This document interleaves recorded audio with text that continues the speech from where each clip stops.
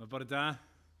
Croeso cynnes i'r Oedfa bore yma. Mae'n hyfryd cael cyfle eto i addoli gyda'n gilydd ar Bore Sul. Wythnos diwetha, o'n i'n dathlu Sul y Pasg, a bod y bedd yn wag. Mae'n newyddion da, mae'r bedd dal yn wag y bore yma. A ni'n cael dathlu at gyfodiad Iesu Grist gyda'n gilydd ar Sul ar ddydd cyntaf wythnos. Croeso arbennig i Derrick, sydd yn arwen ni yn yr Oedfa bore yma. Mae Emyr yn Aberystwyth iddi. Ni'n cofio am Emyr yn arwen yr Oedfaon yn Aberystwyth. A mae Meirion heno yn Maes Teg, felly ni'n cofio amdano chi heno hefyd Meirion yn arwen yr Oedfa fyna. Cofiwch bod yna paned ar ôl yr Oedfa, a croeso i chi ymuno ni am baned. Ac yn ar ôl cael paned, bydd yna gyfarfod aelodau. Un byr gobeithio, ond dyna'r bwriad. Yn ni gyfarfod fan hyn ar ôl cael paned bore yma. Ac oherwydd hynny, fydd yna ddim ysgol Sul chwaith y bore yma. Yn ni ail gychwyn ar ysgolion Sul, y Sul nesaf. Wedyn, yn ystod yr wythnos, cyfarfodydd gwahanol fel arfer, cwrdd gweddi nos Fawrth ym ym Gwarter i 8 fan hyn, neu ar-lein, paned y sgwrs bore di Mercher yn Hinia, ym 10, cyfle i ymuno gyda Wyn ar Zoom nos Iau i drafod emyn, ac yna mae clybiau'r plant yn ail gychwyn nos Wener, 6 gloch i'r ienga ac yna 7 i'r hun. Mae'n fus newydd, felly mae casgliad y mis ar gyfer mis Ebrill yn mynd at waith Barnabas Fund. Ni'n glywed mwy am y gwaith nhw yn ystod y mis. Ac yna heno, os dyw e'n mynd, bydd Oedfa fan hyn am 5. Ac ar ôl yr Oedfa, cyfle, os oes ydych chi diddordeb yng ngwaith Eisteddfod, sydd ar y stepen drws nes mlaen yn yr haf, yna cyfle i drafod y gwaith nhw a posibiliadau gwahanol ar ôl yr Oedfa heno sydd am 5. Eto dan ofal Derrick. Dyna'r coeddiadau. Newn ni gychwyn yn iawn a troi at Dduw mewn gweddi.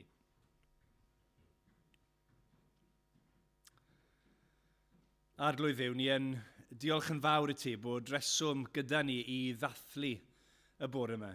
Bod Crist yn fuddigol, bod i aberthu wedi ei dderbyn, bod marwolaeth a phechod wedi concro, a bod ei nawr yn teyrnasu. Ac arglwydd, ni'n diolch i ti.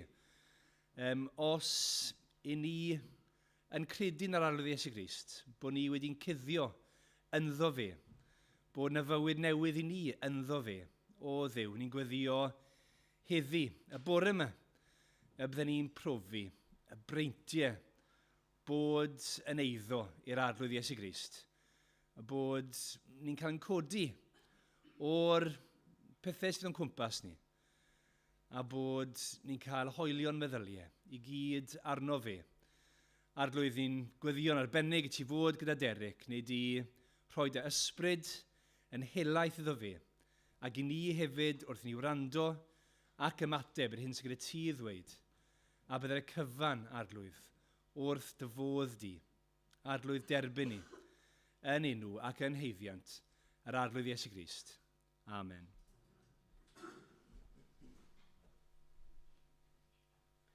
Ni dechrau trwy canu yr emyn gyntaf yn y llyfr Methodisiaid, Sanctaidd, Sanctaidd, Sanctaidd. Mae sanctaiddrwydd Duw yn golygu bod e ar wahân, bod e'n wahanol. Yn yw, mae'n rhywun mae rhaid i ni ystyried o ddifri dwi'n dod ger bron Duw nawr. Ac mae hwnna'n dod mas yn amlwg iawn. Gyda gwawr y bore, dyrchafwn fawn i ti. Sanctaidd, sanctaidd, sanctaidd. Yw, mwy na gallwn ni dychmygu o sanctaidd. Cadar na thrigarog, trindod fendigaid yw ein harglwydd ni.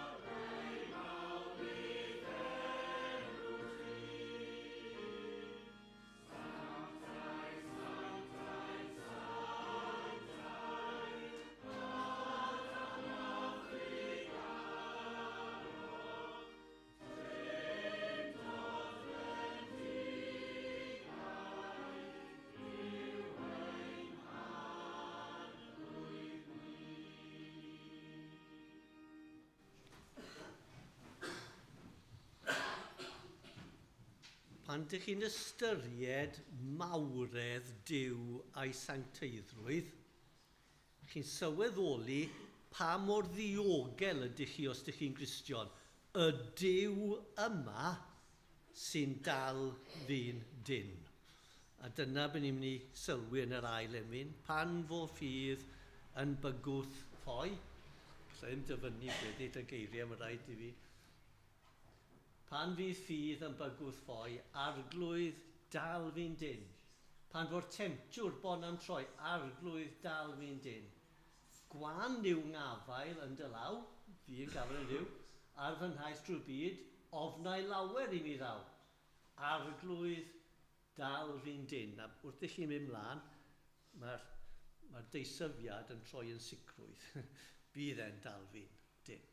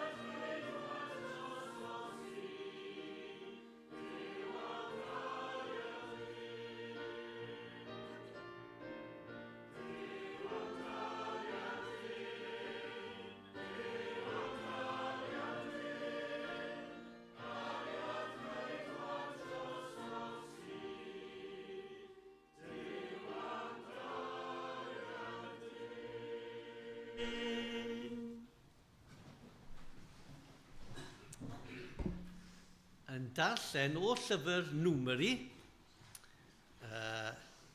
Genesis, Exodus, Leviticus, Numeri, pedwerydd llyfr yn y Beibl, a pennod 11. I ddechrau adnodau 1 i 10. Yr oedd y bobl yn cwyno am ei caledu yng Nghliw'r Arglwydd. A phan glywodd pwy, enynodd ei lyd. A llosgodd tân yr arglwydd yn ei plith gan ddifa un cwr o'r gwersyll. Galwodd y bobl ar Moses, a phan weddiodd ar yr arglwydd, fe ddiffodd y tân. Galwodd enw'r lle hwnnw yn Tabera, am i dan yr arglwydd losgu yn ei plith. Dechreuodd y lliaws cymysg oedd yn ei misg chwanti bwyd, ac wylodd pobl Israel eto a dweud, pwy ar idd i ni gig yw fwyta? A dim yn cyfio'r pysgod yr oeddwn yn ei bwyto'n rhad yn yr aifft a'r cwcymerau, y melonau, y cennin, y wynwyn a'r garlleg, ond yn awr darfu am ein harchwaith, nid oes dim i'w weld ond manna. Yr oedd y manna fel had coriander, ac o'r un lliw a grawnwyn. A'r bobl o amgylch i'w casglu, ac wedi iddynt ei falu mewn melinau, ei giro mewn morter, a'i ferwi mewn crochanau, gwnaeth deisennau ohono. A roedd ei flas fel betai wedi ei bobi ag olew. Pan ddisgynnau'r gwlith ar y gwersyll gyda nos byddai'r manna yn disgyn hefyd. Clywodd Moses y teuluoedd i gyd yn wylo, pob un yn rws ei babell, enynodd llyd yr arglwydd yn fawr, a bu'n ddrwg gan Moses. Nawr, dyn ni gael hanes arall wedyn am problemau eraill am cael arweinwyr ac yn y blaen, a dwi'n neidio ymlaen i adnod 31. Mae'r pobl wedi bod yn gweddio ac yn cwyno, mae'n eisiau cig. Wel, mae Duw yn anfon cig iddyn nhw, ond dyw e ddim yn troi mas fel maen nhw eisiau. Adnod 31. Anfonodd yr arglwydd wynt a barodd i sofl i'r ddod o'r môr a disgyn o amgylch y gwersyll. Yr oeddent tua 2 gifydd uwchlaw wyneb y tir, ac yn ymestyn dros bellter o 2 diwrnod o bob tir gwersyll. Yn Aberystwyth, dyn ni'n cael y drwy yn hedfan, chi'n bod yn gwneud patrymau mae. Wel, mae hwn yn anferth o pail o adar. Dwi'n meddwl sy'n gair cymylau o adar yn dod lawr. Cododd y bobl a chasglu y sofliau trwy gydor y dydd hwnnw, trwy'r nos a trwy'r dydd tranoeth, nes bod yr un a gasglodd leiaf wedi casglu 10 homer. As gyda fi ddim syniad faint yw 10 homer. Lot, ni'n cael yr argraff. Yna rhannwyd hwy ymlith ei gilydd o amgylch y gwersyll.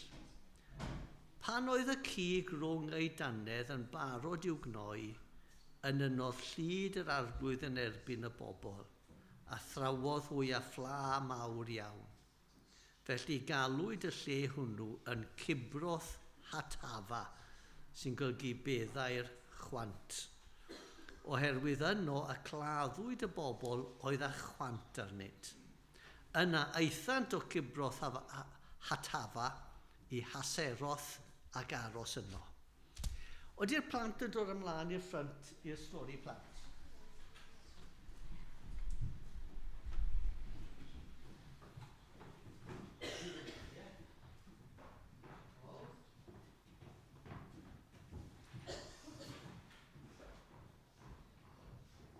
Gyd.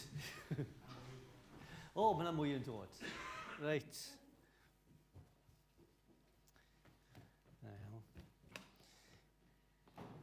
Nawr, fi'n gobeithio bod chi ddim fel y plant yn y stori yma.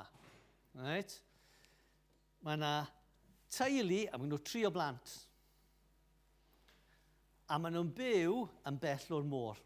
Ac oedd e'n diwrnod braf o haf, ac maen nhw'n gweud wrth dad a mam, gawn ni mynd i'r traeth.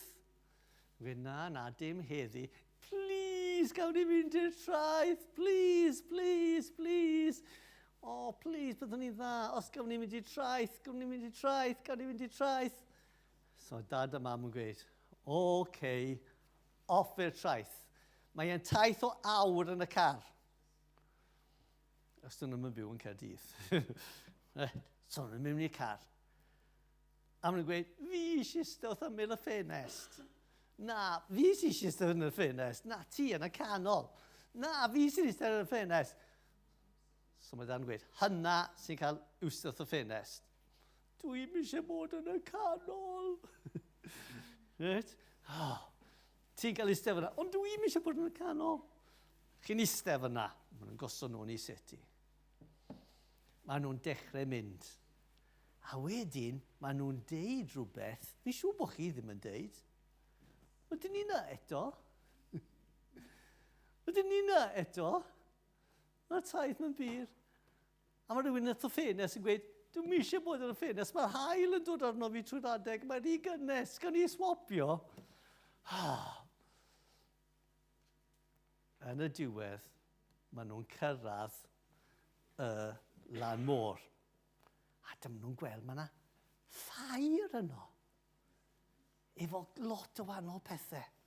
So gweud, gawn ni mynd i'r ffair cynta, gawn ni mynd i'r ffair cynta. Please, please, please, gawn ni mynd i'r ffair cynta. Dwi'n mynd fair bod ni ddim yn cael mynd i'r ffair. Oce, chi'n cael mynd ar un peth. So hi'n gweud, dwi eisiau mynd ar bumper cars. Na, ddim ar bumper cars. Dwi eisiau mynd ar olwyn mawr. Na, mae hwnna'n o'i ofn i fi. Dwi eisiau mynd ar y cychod yn mynd rownd ar y dŵr. Mae hwnna'n neis. O, mae hwnna'n boring. A maen nhw'n dechrau cwaryla.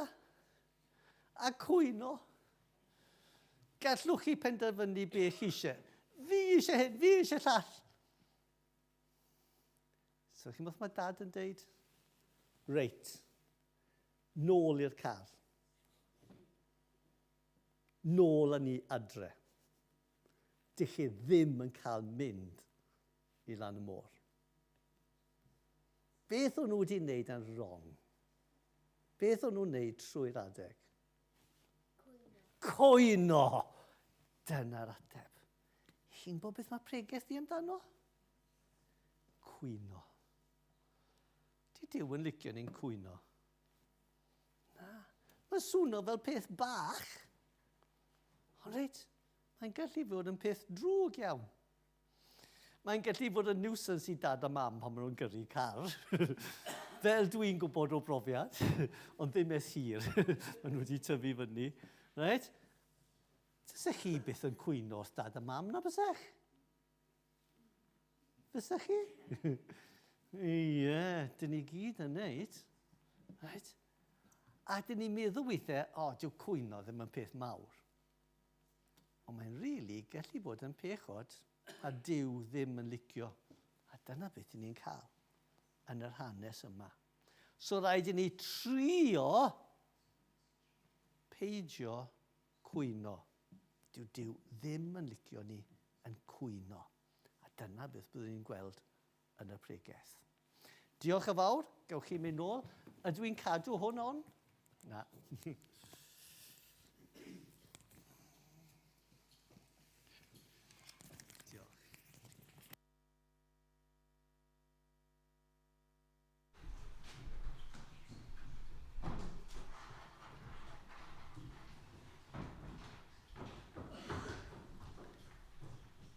Nawn ni droi at Dduw mewn gweddi.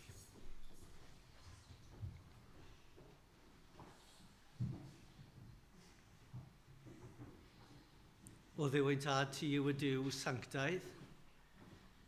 Ti o dad sydd ar orsedd y nef, a'r seraffiaid yn methu peidio a gorffwys ond dweud sanctaidd, sanctaidd, sanctaidd, Dduw holl y lluog.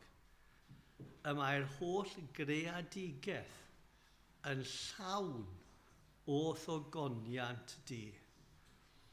O dad, os gyda ni ddim llyged y seraffied, a dyn ni falle ddim yn gweld o goniant ti yn llenwi yr holl greadigaeth fel y dylwn ni. Ond dyn ni wedi cael eli ffydd ar yn llyged i weld rhywfaint. Ac o dad, ni'n gweld y fod ti'n Dduw perffaith yn dy gyfiawnder, perffaith yn dy gallu a nerth, perffaith yn dy ddoethineb, perffaith yn dy gariad, perffaith yn dy ras, o ymestyn allan a'r cost mawr i ti dy hun at bechaduried fel ni. O Dad, diolch am fod y fath Duw. Diolch am y fath cariad tuag ato ni. Dyn ni'n gorfod dod ato ti yn cyffesu ein pechodau. O Dad, dyn ni'n cyffesu bod ni ddim yn dy geisio di fel dylwn ni. Bod ein bywydau gweddi a darllen yr ysgrythyr, o Dad, ddim fel dyle fe fod. Dyn ni ddim yn darllen i weld beth wyt ti'n deud wrtho ni, dyn ni ddim yn gweddio fel y dylwn ni. Neu pan dyn ni yn gweddio, ein meddyliau mynd bob man. O Dad, ro nerth i ni a mwy o reality yn ein gweddi. Maddau i ni bod ni'n gallu pwdi neu gwylltio neu cwyno am ein gilydd. Maddau ni mai dyna'r fath o bobl ydyn ni. Maddau ni bod na pechodau mawr yn ein bywydau ni. Maddau, o Dad, am pechodau ein dychymyg ni. O Dad, yn dy ras trigar ha. Dyn ni ddim yn esgeluso'n pechod. Ni'n gwybod bod Iesu Grist wedi marw ar y groes. Mae wedi costi'n ofnadwy i ti i allu derbyn ni, ond rwy ti'n derbyn ni yn fwy llawer na tad y mab y rydlon yn redeg ac yn cyfleidio'r mab y rydlon. O Dad, diolch am y fath faddeuant. Helpa ni hefyd o'n calonnau'n ddyddiol i maddau i'n gilydd. Helpa ni ymhyfrydu yno ti ac yn ein gilydd. Helpa ni, o Dad, yn ein problemau teuluol, personol, gwaith. Ti sy'n gwybod pa problemau dyn ni'n wynebu, a nid i roi rhywbeth fydd yn cyffwrdd a'n enaid ni, ac yn helpu ni yn hyn. Bydd drwy garog. Helpa ni, o Dad, i daddoli di o'r newydd. Helpa ni gwrdd efo ti ac ymyfrydu yno ti. Ro'n nerth i fi gallu esbonio ac ymhwyso dy air yn gywir, fel bod ni'n neud daioni yn eneidiau.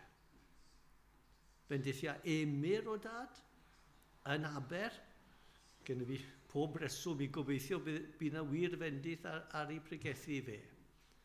Helpa fe'n bersonol wrth arwain yr eglwys yma, ac arwain hi ymlaen, o Dad, yn dy ffyrdd di. Cliw ein gweddi, trwy Iesu Grist ein harglwydd. Amen.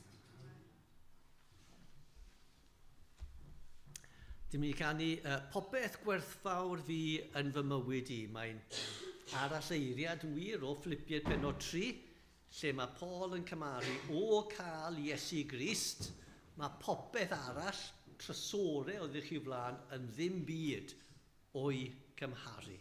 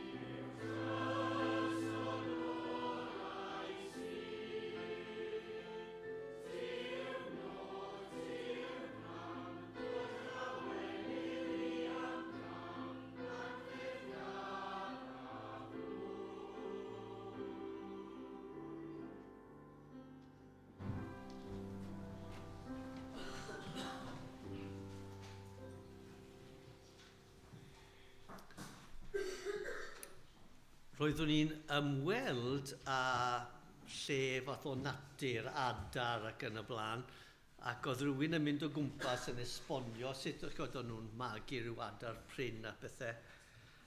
A dyma i'n gofyn cwestiwn, mae yna peryg bod yna anifeiliaid eraill yn difar wyau a'r cywion ac yn y blaen.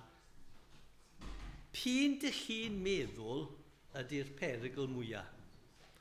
A mae pobl yn ateb pethau fel cydill, hebog, pethau adar ysglyfaethus a bethau felly.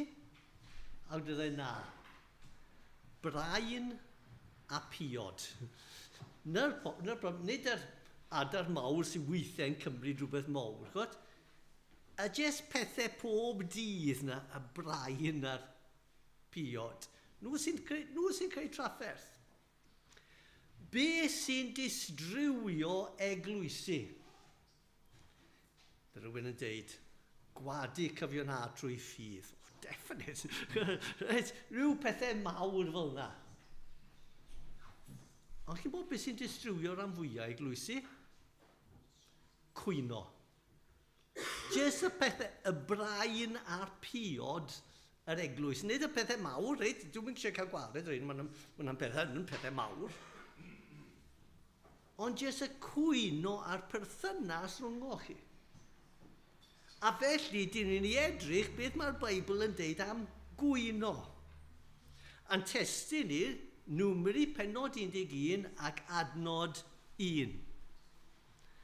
Yr oedd y bobl yn cwyno am ei caledu yng nghlyw'r arglwydd.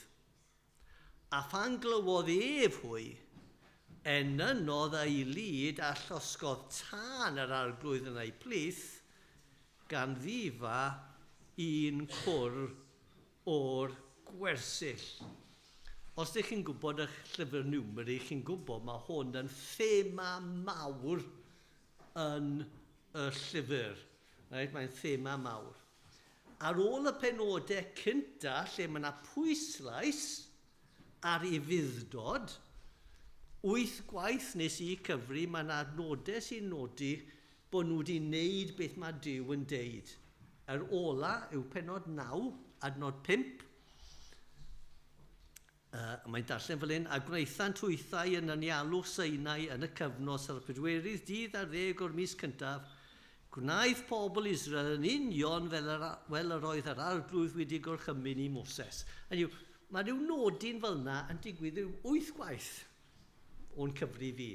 Right? Yn Numeri. Ond yn y tro cynta yn pennod 11, adnod 1, cwyno. A beth i ni'n cael wedyn yw restr hir o pethau maen nhw'n cwyno amdano. Am beth maen nhw'n cwyno? Wel, maen nhw'n cwyno am Moses fel arweinydd. Aaron a Miriam yn cwyno bod nhw hefyd yn arweinwyr ac yn y blaen pennod 12. A wedi nes mlaen mae gen chi grŵp o dan Cora sydd yn gwrthryfela a rhyw fath o civil war am yr arweiniaeth yn digwydd. Maen nhw'n cwyno am ddŵr, maen nhw'n cwyno am fwyd, maen nhw'n cwyno am caledu, beth sydd fan hyn yw cwyno am caledu ac eisiau cig yn pennod 11. Yr un mawr wrth gwrs yw bod nhw'n cwyno am pobl Canan, pryd mae'r ysbiwyr yn mynd mewn. Maen nhw'n gweud, sut gallwn ni concro Canan? Mae yna dinasoedd ceirog yna, a mae milwyr nhw'n gry ac yn y blaen, a mae yna cwyno am hynny. Right? Mae'n thema cyson. Yn 1 Corinthiaid 10, adnod 10, mae Paul fi'n credu yn crynhoi Numeri fel hyn. Peidiwch â grwgnach fel wnaeth rai ohony'n twy ac fe'i difethwyd. Yn yw beth digwyddodd i'r cenhedlaeth yna efo'r cwyno, beth nhw marw yn yr anialwch. Right? Chi'n cael cofrestru'r pobl ar dechrau Numeri. Dyma'r pobl i gyd faint yn nhw sydd... Maen nhw'n cwyno, maen nhw'n marw allan. Chi'n cael cofrestr y pobl cenedlaeth nesaf ar diwedd. A nhw sy'n mynd mewn i Wlad Cana. Mae'n amlwg bod y pobl yma yn anfodlon yn eu calonnau. Does dim byd yn gallu bodloni nhw. Hynny yw, os ydych chi'n meddwl pwy sy'n cwyno am bwyd, ble chi'n cael cwynio am bwyd? Mewn ysbyty. Dych chi ddim yn cael mewn boys scout camp, maen nhw'n newydd dringo'r Oedfa, maen nhw'n dod lawr, nawn nhw bita unrhyw beth.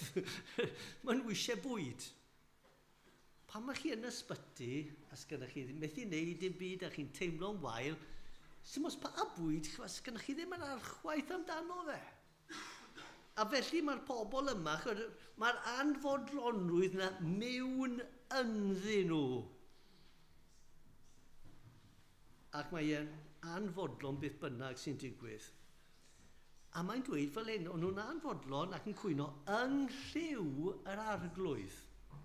Hynny yw, mae Duw yn gweld, a mae Duw yn clywed ei cwyno, bod am pob fath o bethau, a mae Duw yn ystyried bod nhw'n anfodlon gyda fe. Mae'n cymryd bod y cwyn yma yn erbyn fe. I wastod yn hollol plaen, mae cwyno yn bechod. Mae cwyno yn bechod. Dyle'r Cristion ddysgu bodlonrwydd. Gael ddarllen i chi ar adnod enwoca bysyn ni'n meddwl am bodlonrwydd Philippiaid 4 ac adnodau 11 ac 12. Gael just ffindio nhw, Philippiaid 4, adnodau 11 ac 12. Nid fy mod yn dweud hyn am fod arnaf angen, oherwydd, meddai Paul, yr wyf wedi dysgu bod yn fodlon, beth bynnag fy amgylchiadau. Gwn sut i gymryd fy narostwng, a gwn hefyd sut i fod uwchlaw fy nigon. Ym mhob ryw amgylchiadau, yr wyf wedi'r dysgu'r gyfrinach sut i ddygymod, boed a llywenydd neu newyn, a helaethrwydd neu brinder. Y pethau nhw eisiau deud yw, mae Paul fyna'n deud bod e wedi dysgu bodlonrwydd. Dych chi ddim yn fodlon wrth natur gan amla, dych chi ddim ond yn dod yn bodlon trwy profiadau bywyd. Chi'n goffod dysgu mynd trwy y wahanol pethau a gweithio fe allan. A mae'n gweud, dwi'n gwybod, dysgu beth yw bod yn bodlon efo chydig a dysgu beth yw bodlon efo lot. Bys ych chi'n meddwl, hawdd bod yn bodlon efo lot. Na. Dwi weithiau'n meddwl fel hyn, mae rhywun sydd efo chydig, mae jes eisiau pethau sy'n jes allan o gafel, fel na, dyn ni'n y gyfer. Llai bron a cael hwnna. Mae person sydd efo lot, mae lot mwy o bethau mae bron yn gallu fforddio. Lot mwy o bethau i temtio fe. Ac mae'n fwy anfodlon pan mae gyda fe mwy o arian, pan mae gyda fe ychydig. Right? Sa'n bos ddim fwy, ond mae'r un mor anodd bod yn fodlon mewn cyfoeth a bod yn fodlon mewn tlodi. Nawr, dydy bodlonrwydd ddim yn golygu bod chi'n ddifater. Hynny yw, peidiwch â bod yn bodlon efo cyflwr ysbrydol. Be sy'n rhyfedd yw bod y pobl yma yn fodlon efo'i cyflwr ysbrydol, ond dylen nhw ddim fod. Right? Dych chi'n bechadur, mae gennych chi problemau, mae gennych chi pechodau, peidiwch â fod yn fodlon efo bethau hynny. Meddai rhywun, peidiwch â fod yn bodlon o pwy ydych chi, ond byddwch yn fodlon efo beth sydd gyda chi. Efo beth sydd gyda chi bod yn fodlon. Mae'n rhyfedd yn y bedno, nes i ddim darllen ei trwodd, mae Moses yn cwyno bod e'n methu cymryd straen arwain y pobl. Dyw Duw ddim yn cwyno, dyw Duw ddim yn cael problem efo cwyn Moses fyna. Oedd yn gweud oedd hwnna'n peth cywir i gofyn amdano, a mae'n ateb e. So mae yna ddau fath o gwyno a gallai ddim fath o roi division amlwg i chi, right? Ond mae yna fath o gwyno sydd yn cwyno anghrediniol, a mae yna fath o cwyno crediniol. Yn yw, achos bod chi'n credu yn yw, dych chi eisiau rhyw pethau, a chi'n chwilio am hyn, a chi eisiau mwy ohono fe, a chi'n anfodlon efo'ch bechod ac yn fan, o hwnna'n cwyn da. Ond mae yna cwyn sy'n wir yn codi achos bod chi ddim yn trystio Duw. A chi'n cwyno am pob fath o bethau jyst achos bod chi'n anfodlon. Ond chi'n bod hyd yn oed pan ydych chi eisiau pethau da ysbrydol, chi eisiau'r eglwys yma bod yn gret yn ysbrydol, a chi'n gwybod bod yna problemau. Right? Hyd yn oed wedyn byddwch yn ofalus sut ydych chi'n cwyno amdano fe. Mae mor aml yn gallu effeithio ein calonnau ni. A cofiwch bod yn ddiolchgar am beth mae Duw yn rhoi. Beth bynnag, dyn ni ddim fod cwyno, dyn ni fod yn fodlon. 4 ystyriaeth i helpu ni fod yn fodlon. 4 peth. Cynta i gyd, dydy'r pethau dyn ni mor aml yn chwennych ddim yn rhoi bodlonrwydd i ni. Arian, os ni gael mwy o arian, tŷ gwell, car gwell, hyd yn oed priodas, neu iechyd. Chi'n meddwl bys ni'n cael y pethau yna, bys ni yn fodlon. Neu chi plant, chi'n meddwl, so i'n gwybod, beth yw'r... Fi ddim yn gwybod y gemau cyfrifiadur, Xbox neu Nintendo neu dyddiau fi scale electrics. Os bys ni gefo scale electrics, bys ni'n iawn. Right?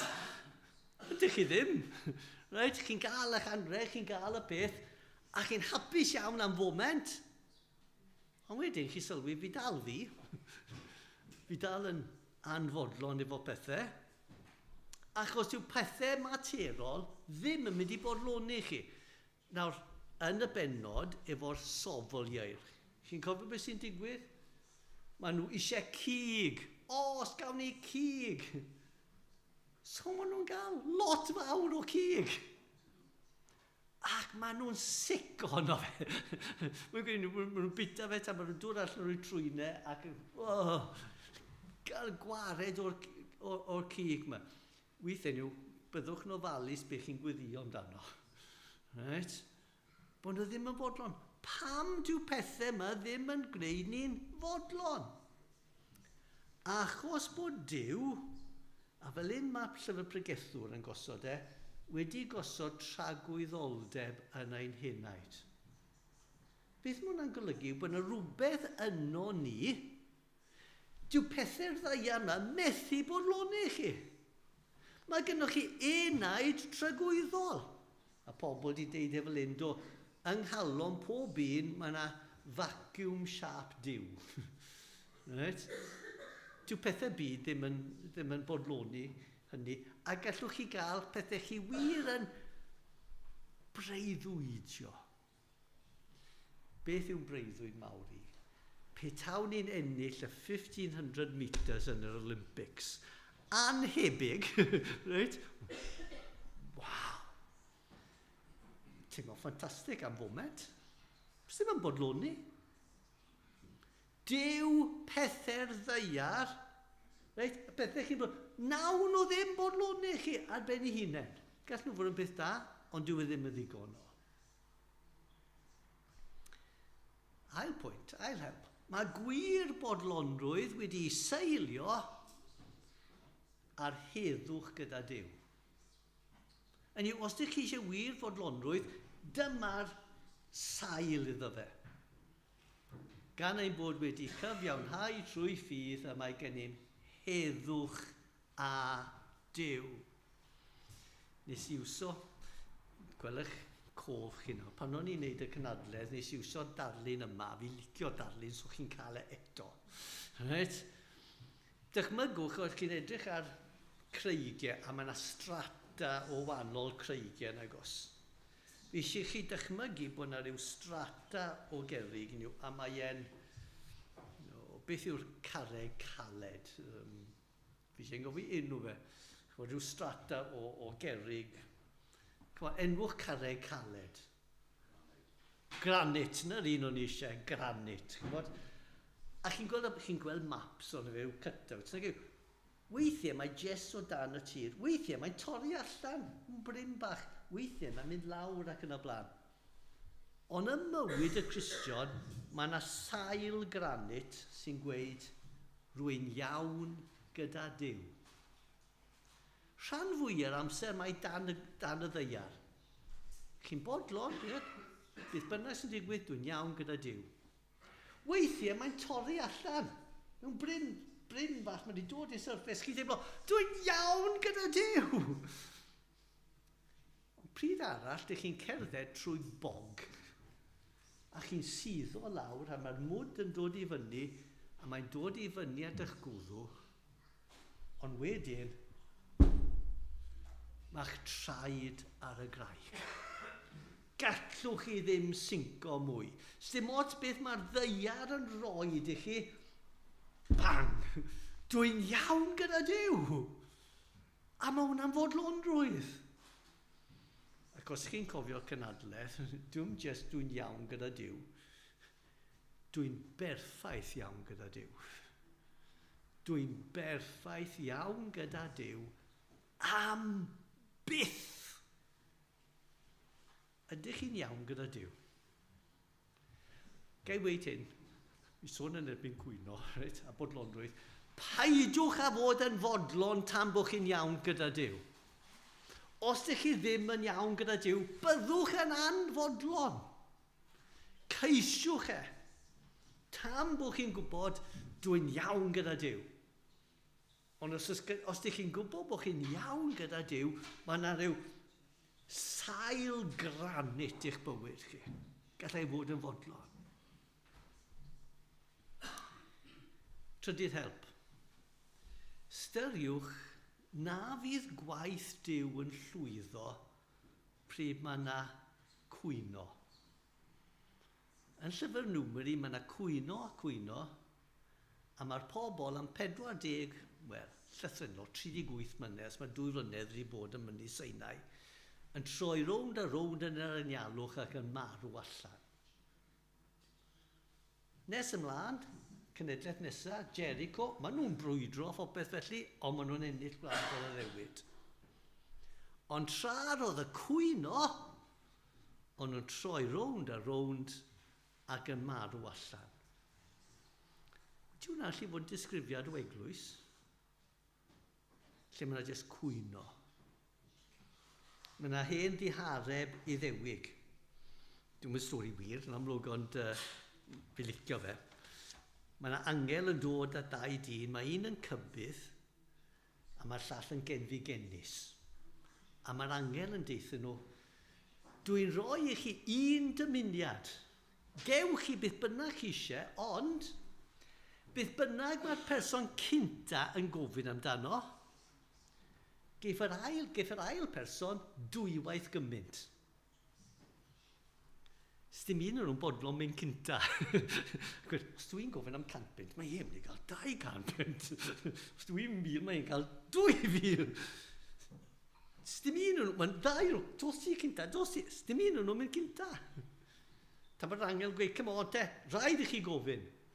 Mae dyn cenfi genus yn gweud, tyna 1 llygad allan. Fel bod y llall yn mynd yn ddall. Distriwio'r gwaith. Mae'n dramatig. Ond os oes yna cwyno cyson, bydd gwaith Duw ddim yn mynd ymlaen. Pedwerydd beth. Mae cwyno yn dangos anfodlonrwydd efo Duw. Dyn ni ddim yn ymddiried ynddo fe fel dylwn ni. Cynta gyd, dyn ni ddim yn ymddiried yn ei achawdwriaeth. Beth meddai Iesu Grist am pobl sydd wedi dod yn Gristnogion? Drychwch ar y gwynfydau. 8? Wel, 9 os chi'n cyfri extra, beth mae'n dweud. 9 gwaith drosodd, mae'n dweud, gwyn eich byd! Gwyn eich byd! Gwyn eich byd! Os ydych chi'n Gristion, Mae'n wynfyd arnoch chi. Dyn ni'n deall iachawdwriaeth Duw os dyn ni'n gwyno'n gyson. Wedyn, dyn ni ddim yn ddiried rhagluniaeth Duw. Mae Duw wedi dweud bod e'n cydweithio trwy popeth sy'n digwydd eich bydd chi. Bod hyd yn oed y problemau a'r pethau sy'n mynd ar eich nyrfau yno i bwrpas. Os ydych chi'n trystio fe, pam ydych chi'n cwyno? Dyn ni'n cwyno achos dyn ni ddim yn wir yn credu mewn rhagluniaeth Duw. Dyn ni'n yn trystio fe. Dyn ni'n yn credu mewn addewidion Duw. Mae Duw wedi dweud un diwrnod byddai yn hollol ddi-bechod. Nawr mae'n anodd credu, nag yw os ydych chi fel fi, mae'n anodd credu. Ond dwi yn credu hynny. A mae yna nef y deiar newydd lle bydd pob Cristion ar eglwys yn llawn a gogoniant tragwyddol o'n blaen. Os dyn ni'n credu hynny, sut gallwn ni fod yn cwynfanllyd? Mae'r ysbryd cwynfanllyd mewn gwirionedd yn dangos diffyg ymddiried yn yw cwyno anghrediniol yw e. Problem mawr pobl Israel yn Numeri cwyno yn erbyn Duw. A mae'r gwaith yn cael ei difetha. Byddwch yn ofalus rhag ofn fod cwyno yn tyfu gwreiddyn yn eich calon.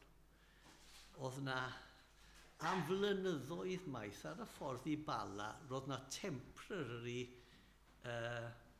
traffic lights. Ond oedd yna am flynyddoedd. Tan bod rhywun yn gweud, mae di magu greiddiau. Chod, dyna rhywun. Mae cwyno yn gallu magu greiddiau yn eich calon. Fel bod e'n mynd yn ail natur i chi. Chi jyst yn edrych ar popeth ac hefyd chi'n cwyno amdano fe. So beth sy'n eisiau chi wneud? Cyffesu'ch bechodau ac yn gofyn i Dduw i maddau i chi fel ydych chi'n maddau i pawb sydd wedi pechu'n eich erbyn. Chi'n golchi'r llechen yn lan, pob dydd. Dwi'n maddau. So os gen i'n achos i cwyno yn erbyn y pobl, fi wedi gofyn i Dduw i maddau i fi fel dwi'n maddau iddyn nhw. So os ni'n cwyno amdano nhw, fi'n gofyn i Dduw cwyno amdano fi. A pob dydd, diolchwch i Dduw. Diolchwch i Dduw pob dydd am y pethau mae'n rhoi.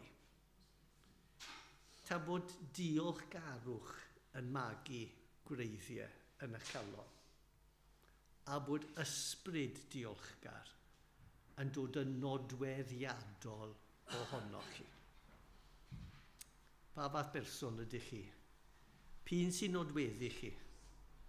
Cwyno neu bodlonrwydd a diolch? Amen. Dyn ni'n mynd i ganu. Emyn, os heddwch fel afon, wel, beth yw'r... Llym cofio'r geiriau yn union. O, dyma fe. Os ceddwch fel afon sy'n canlyn fy nroed, neu dristwch fel ymchwyd y llu, fi siŵr bod chi yn gwybod, efo wyn fan hyn, chi wedi cael hanes yr emyn, dyw e ddim yn emyn Cymraeg. Mae'r person wedi colli i blant. Mae plant wedi marw, cwch yn suddo, mae wraig o mae plant i gyd yn cael ei lladd. Mae'n clywed y neges, ond medda fe, bod tristwch fel ymchwyd y llu, dwi'n gwybod hyn, mae Duw efo'i pwrpas. Diogel wyf gyda thi. A wedyn, yn un penod, mae'n gweud, fy mhechod os ni wedi neidio ymlaen, na fe, fy mhechod, rwy'n lloni wrth feddwl am hyn. Mae hwnna'r llinell mwy o synnau. Rwy'n lloni wrth meddwl am fy mechod nac e. Fy mechod, rwy'n lloni wrth meddwl am hyn.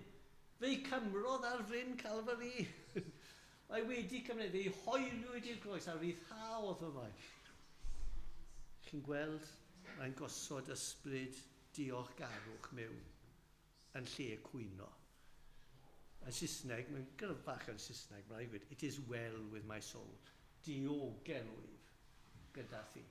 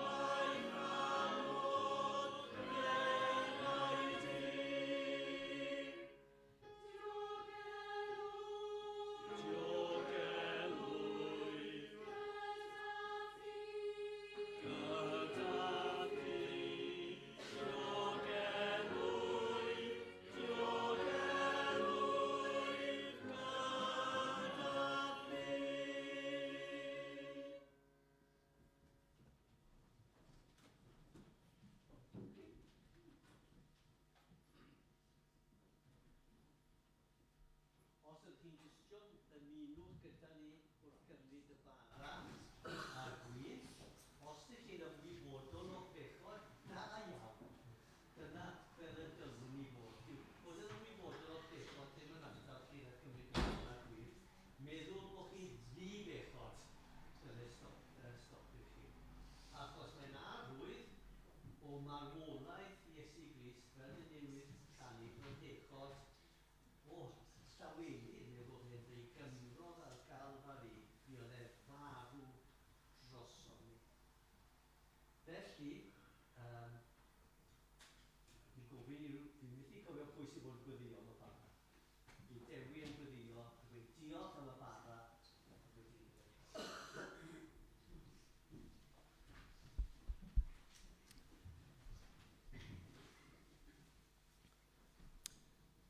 Ni diolch I ti o arglwydd am y neges ni wedi clywed bore yma.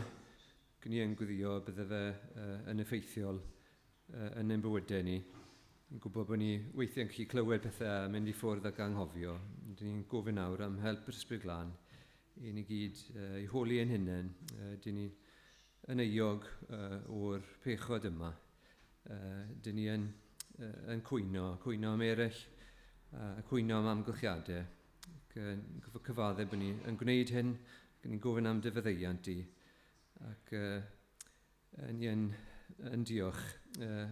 Os ni yn gysnogion, bod ni yn gallu dweud bod ni'n fodlon, oherwydd yr holl pethau Ti wedi ennill drosto ni. Geto ni'n gyfo cyfaddau bod ni yn aml jyst yn edrych ar yn amgylchiadau ac yn cwyno o arglwydd newid ni trwy waith dy ysbryd. Ac ni yn dod nawr I feddwl am yr arglwydd Iesu Grist ac I ddiolch amdano fe.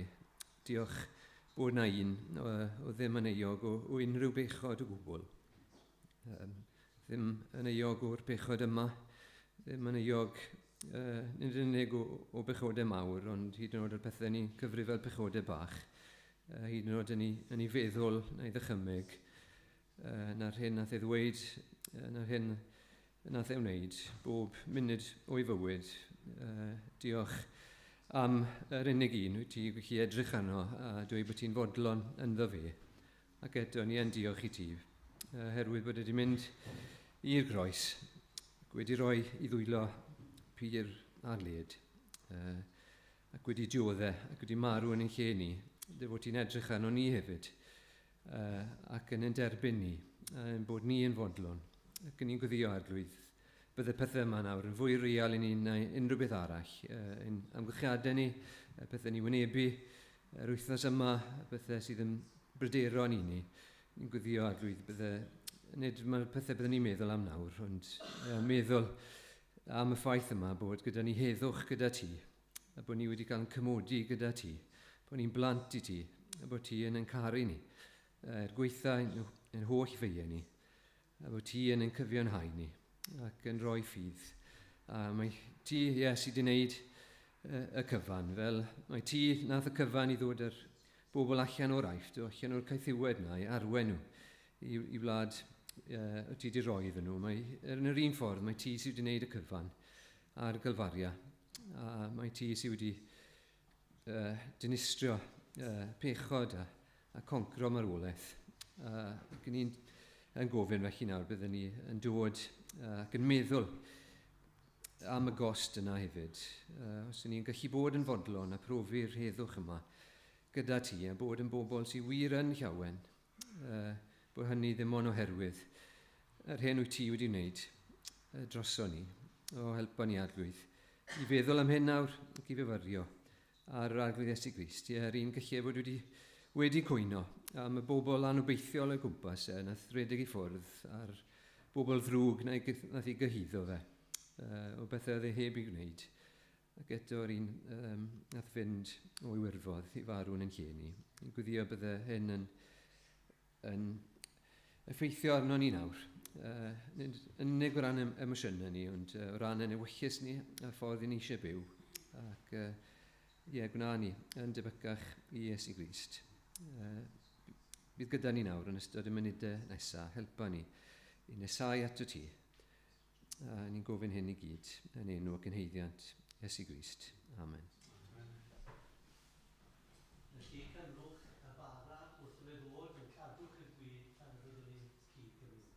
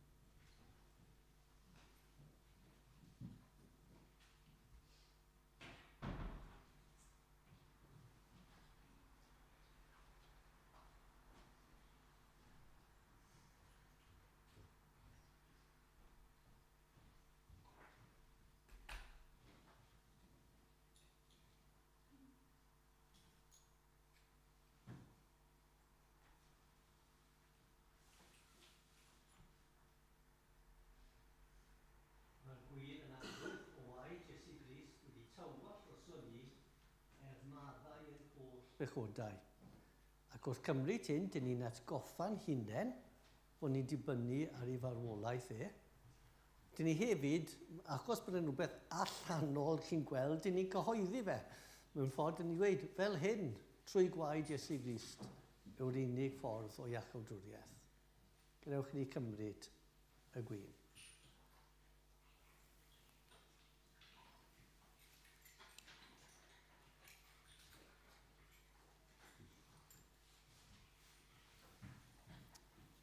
Gwydio neu di ddweud. Diolch.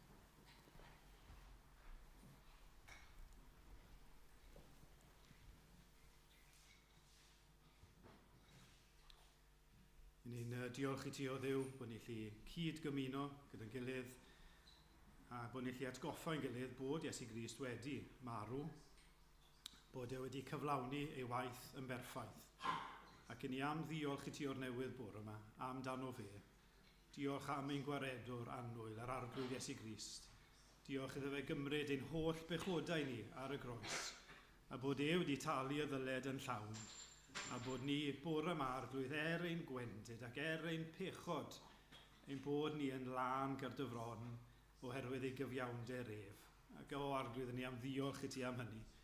Diolch am yr arglwydd Iesu Grist, ac ni yn gofyn o Dduw, nertha ni i dy garu di yn fwy, a'i garu fe yn fwy. Ac bydd hynny yn cael rhyw effaith ar y ffordd yn ni'n byw o ddydd i ddydd. Ac ni'n diolch wrth ni gyd gymuno nawr, bod ni'n neud hyn hyd nes y daw.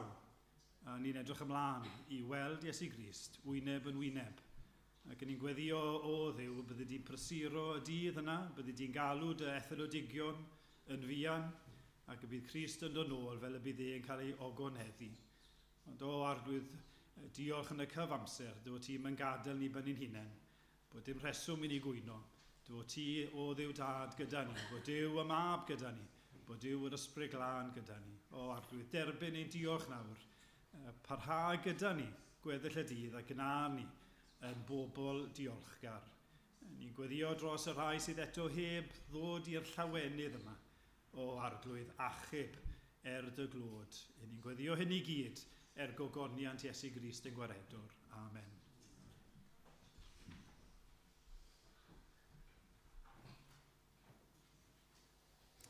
Gym ni canu ym 292 o llyfr y Mynau. Mae'n deud bod wrth cymuno, dyn ni'n cyhoeddi. Wrth wneud y peth yn gyhoeddus, mae'r wolaeth Iesu Grist yn ddigonol i cuddio beiau pwy bynnag sy'n ymddiried ynddo fe.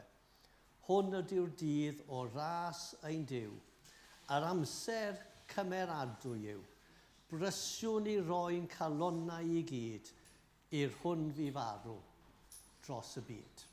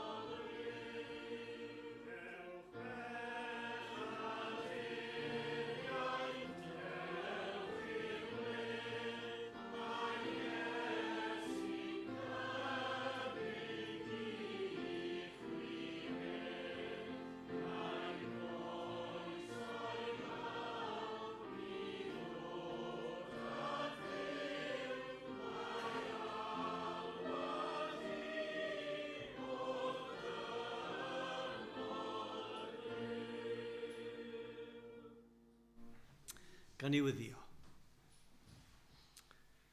O Dad, ni'n diolch bod ni yn cael dathlu y cymyn sy'n atgoffa ni bod ein holl obaith am iachawdwriaeth yn dod o Iesu Grist a bod ni'n gyhoeddi i'r byd, o Dad, mai dyma'r ffordd i bobl cael dod at ti. O Dad, gawn ni ofyn a byddai'r y neges yna'n cael bod yn ddofn yn ein calonnau ac yn glir i eraill. Amen.